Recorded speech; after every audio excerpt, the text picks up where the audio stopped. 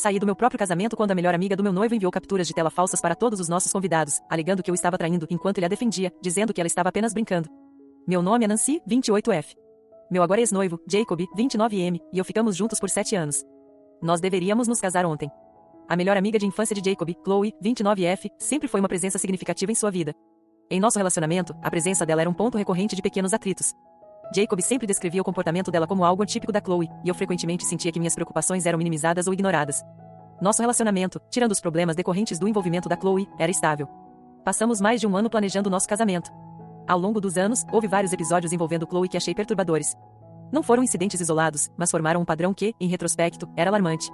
Por exemplo, cerca de 2 anos atrás, eu estava me preparando para uma apresentação de trabalho crucial. Jacob deveria me ajudar a revisar meus slides na noite anterior.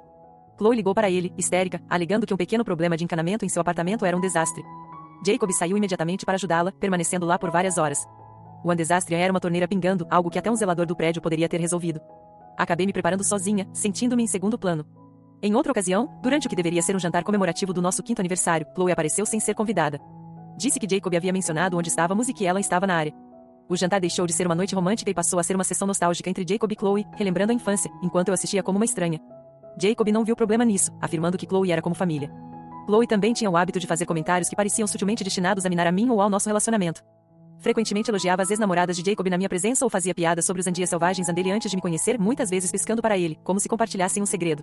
Quando eu expressava desconforto, Jacob geralmente dizia que Chloe não queria dizer nada com aquilo e que eu estava sendo muito sensível. Raramente, ou nunca, ele confrontava o comportamento dela diretamente. As etapas de planejamento do casamento amplificaram essas questões. Chloe tinha opiniões fortes sobre tudo, do local à lista de convidados. Jacob frequentemente parecia acatar suas preferências ou me pressionava para acomodá-las e a manter a paz. Ela insistiu em participar de tarefas que, tradicionalmente, cabem aos padrinhos ou ao próprio casal, como acompanhar Jacob na prova do terno, onde ela aparentemente vetou sua primeira escolha. Então, ontem chegou. Era o dia do casamento. Eu estava na suíte nupcial, com minhas damas de honra e minha mãe, nos preparando. Cerca de 1 hora antes do início da cerimônia, recebi uma mensagem de texto de um número desconhecido. Continha uma série de capturas de tela representando uma suposta conversa por mensagens diretas. Nessas mensagens forjadas, parecia que eu estava confessando um caso em andamento e expressando dúvidas sobre me casar com Jacob.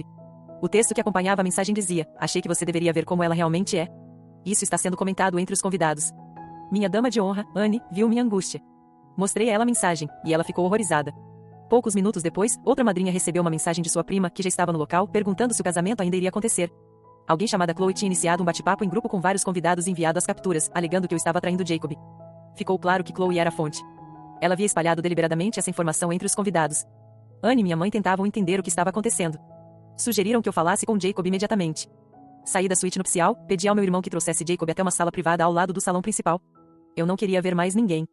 Jacob chegou, visivelmente nervoso, provavelmente por ter sido interrompido enquanto cumprimentava os convidados. Mostrei a ele as capturas no meu celular e expliquei o que Chloe havia feito. Disse que ela enviou aquilo para os nossos convidados. Sua reação inicial foi uma risada nervosa. Ele disse: "Vamos lá, Nancy. Você conhece a Chloe. Ela tem um senso de humor estranho. Provavelmente é só uma brincadeira idiota e elaborada. Ela não tentaria impedir o casamento." Olhei para ele, esperando mais. Perguntei se ele achava mesmo que era uma brincadeira. Perguntei o que ele faria a respeito, sobre Chloe, sobre os convidados agora achando que eu era infiel. Ele passou a mão pelos cabelos e respondeu: "Olha, estamos a poucos minutos da cerimônia. Não vamos fazer uma cena. Podemos conversar sobre isso depois. É só a Chloe sendo a Chloe. Não deixe ela estragar o nosso dia. Ignore por enquanto." Ele não fez menção de confrontar Chloe, de falar com os convidados, ou sequer de reconhecer a gravidade do que aconteceu. Sua prioridade era evitar constrangimento e seguir com a cerimônia como se nada tivesse ocorrido. A calma com que descartou algo tão vil, sua proteção imediata a Chloe e seu total desrespeito à minha humilhação pública e ao meu estado emocional foram um último e claro alerta. Disse a ele que, se acreditava que isso era algo que podia ser ignorado, ou que as ações de Chloe eram apenas uma brincadeira, então eu não poderia me casar com ele. Afirmei que sua recusa em me defender, em nos defender, contra um ato tão malicioso dizia tudo. Ele começou a argumentar, implorar, dizendo que eu estava exagerando, que estávamos prestes a nos casar. Não me envolvi mais. Virei-me, saí da sala, passei por meus familiares e madrinhas confusos no corredor. Disse ao meu irmão que estava indo embora. Ele tentou perguntar o que havia acontecido, mas apenas balancei a cabeça e continuei andando. Saí do local por uma porta lateral, peguei um táxi e fui embora. A viagem de carro foi um borrão. Meu telefone começou a tocar quase imediatamente. Jacob, depois minha mãe, meu pai, depois Anne. Não atendi. Não conseguia falar. Fiz check-in no primeiro hotel decente que encontrei. Uma vez no quarto, vi as chamadas perdidas se acumulando. Dezenas de ligações de Jacob, muitas dos meus pais, irmãos e algumas dos pais dele se acumularam rapidamente. As mensagens relatavam o caos no local.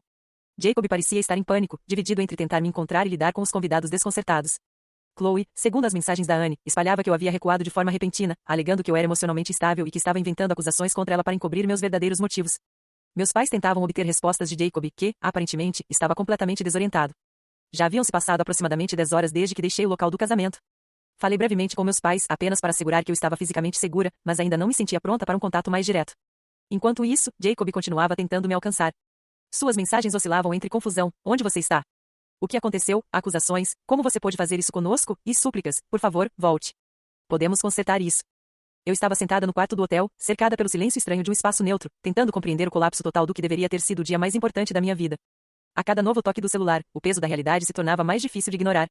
Amigos que estavam entre os convidados começaram a me enviar mensagens. Alguns estavam apenas confusos, outros já haviam comprado a versão de Chloe e deixavam claro que me viam como a culpada pelo desastre. Chloe estava empenhada em me pintar como a vilã, a mulher instável que fugiu do casamento por motivos egoístas. Mas o que realmente doía era a omissão de Jacob. Sua recusa em me defender, em contestar a narrativa mentirosa de Chloe, foi mais dolorosa do que as mentiras dela em si. As ações de Chloe apenas confirmavam um padrão que eu já conhecia. A omissão de Jacob foi a verdadeira traição.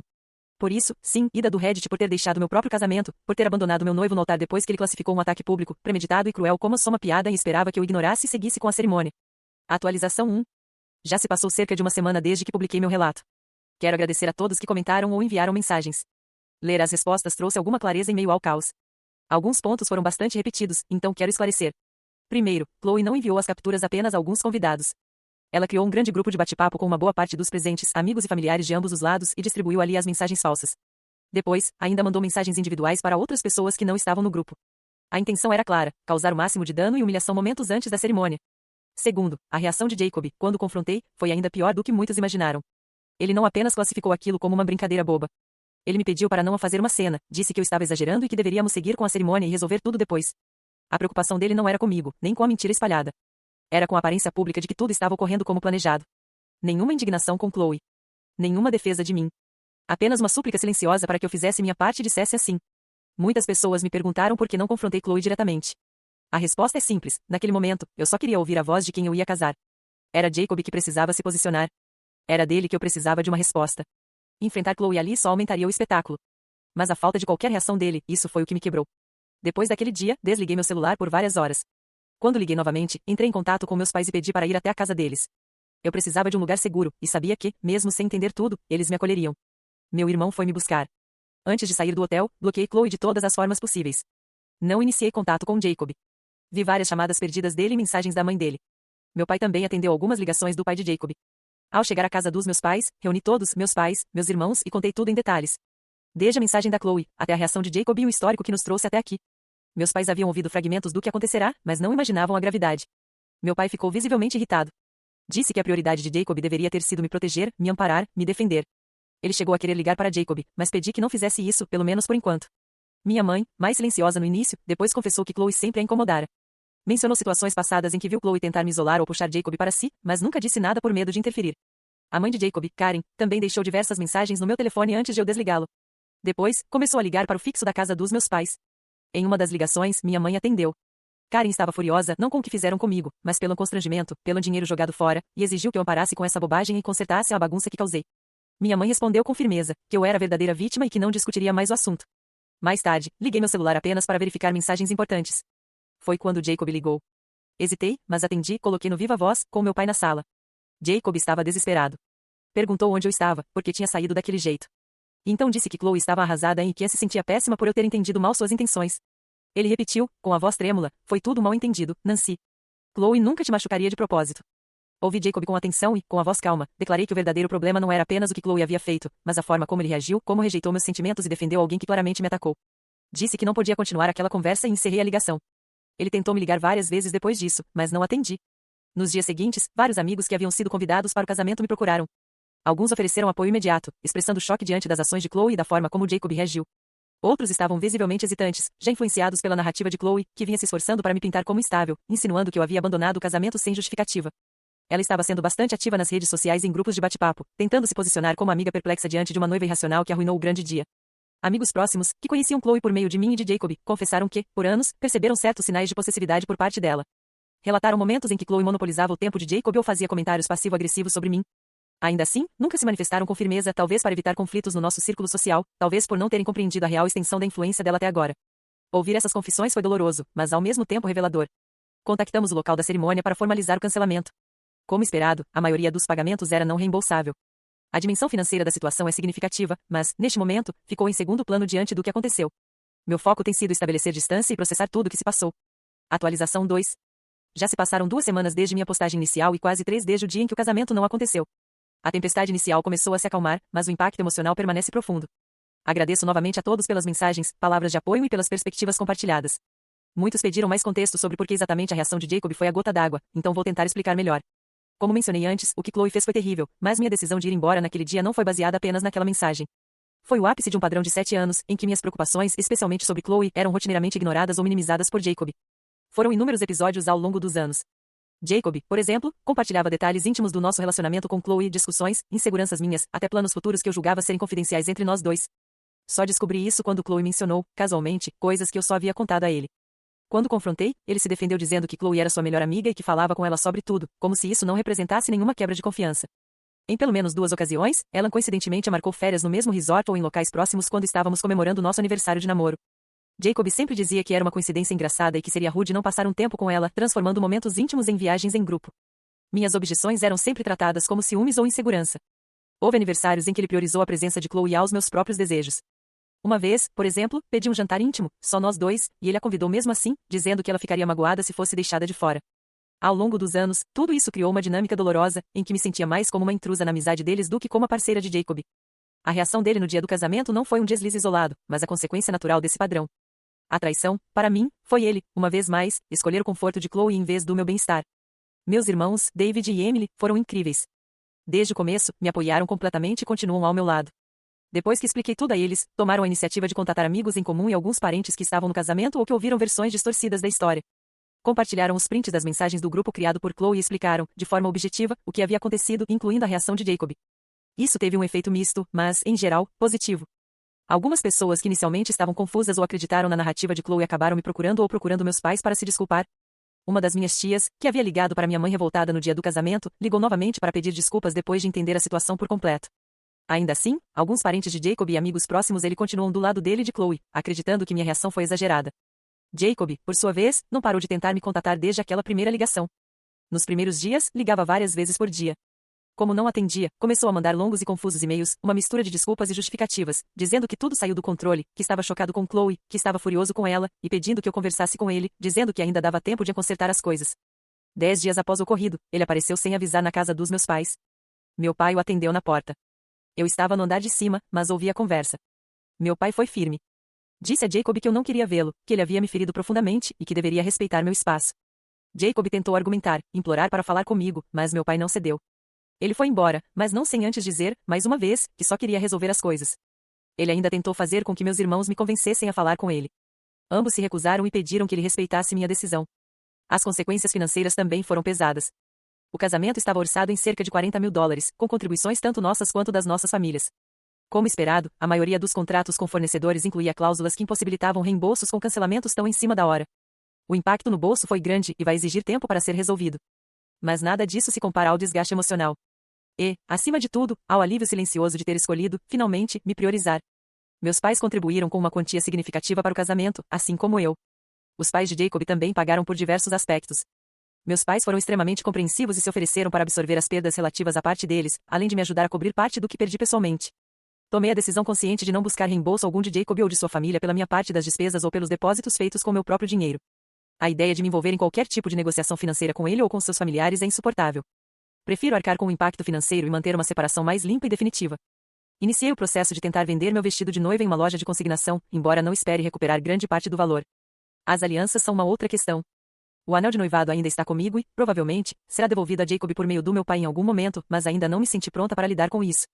O custo emocional de toda essa experiência foi imenso. Muitos amigos, assim como diversos comentários em minha postagem original, sugeriram que eu buscasse terapia. Levei esse conselho a sério. Passei algum tempo na última semana pesquisando terapeutas especializados em traumas relacionais, abuso emocional e recuperação após grandes rupturas de vida. Tenho uma primeira consulta agendada para a próxima semana. Sei que processar essa traição e os anos de dor acumulada será uma jornada longa, mas necessária. Faz aproximadamente 2 meses desde minha última atualização, ou seja, já se passaram mais de 2 meses e meio desde o dia em que o casamento não aconteceu.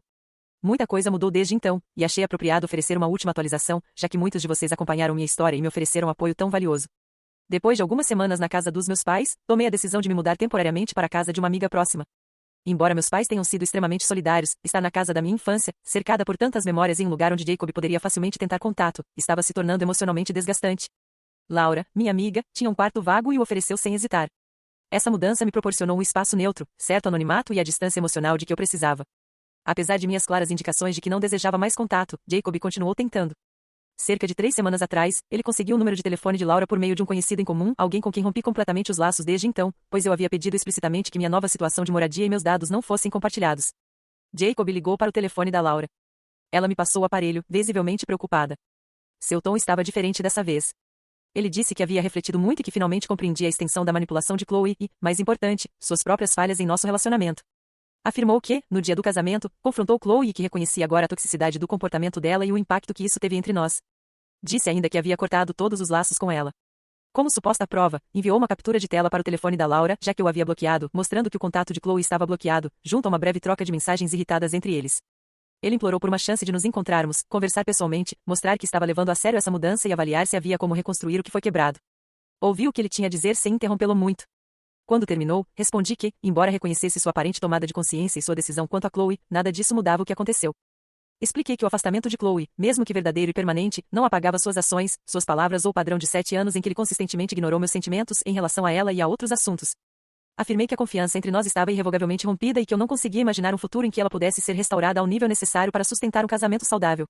Disse a ele, de forma clara, que não queria me encontrar. Após essa ligação, conversei com Laura e com minha terapeuta e iniciei as sessões pouco depois da última atualização. Decidi enviar uma comunicação formal a Jacob. Redigi um e-mail, com cópia enviada ao meu pai para registro, embora ele não tenha participado diretamente do envio. No e-mail, reiterei o que havia dito por telefone, que nosso relacionamento havia terminado e que suas tentativas contínuas de contato estavam causando sofrimento e dificultando minha recuperação. Pedi explicitamente que ele cessasse todas as formas de comunicação comigo, com minha família e com meus amigos próximos. Afirmei que qualquer novo contato seria documentado e poderia ser considerado assédio. Poucos dias após o envio do e-mail, a tia de Jacob, irmã de sua mãe, ligou para minha mãe. Tentou interceder por ele, dizendo que ele estava com o coração partido, arrependido, e que eu deveria encontrar forças para perdoá-lo, especialmente agora que ele havia se afastado de Chloe. Minha mãe ouviu com educação por alguns instantes, então respondeu que essa era uma decisão que cabia a mim e que já havia sido tomada. Ela me passou o telefone, pois eu estava por perto. Falei com a tia de Jacob com educação, mas com firmeza. Agradeci pela preocupação, mas disse que a situação era profundamente pessoal e que minha decisão era definitiva. Reforcei que não estava disposta a continuar discutindo esse assunto com ela ou qualquer outro membro da família dele. Encerrei a ligação ali mesmo. Quero agradecer a todos que acompanharam essa jornada e ofereceram suas perspectivas. Compartilhar minha história e receber apoio de um público imparcial foi, de forma inesperada, profundamente útil. Esta será minha última atualização sobre o assunto. Neste momento, estou focada em minhas sessões de terapia, que têm sido desafiadoras, mas extremamente necessárias. Minha convivência com Laura tem sido estável, oferecendo um ambiente tranquilo para minha recuperação. Ainda há questões práticas a resolver, como o destino final do anel de noivado, que meu pai devolverá à família de Jacob na próxima semana, mas sei com toda certeza que meu futuro não incluirá Jacob. Curtiu a história? Então segue para mais histórias insanas do Reddit.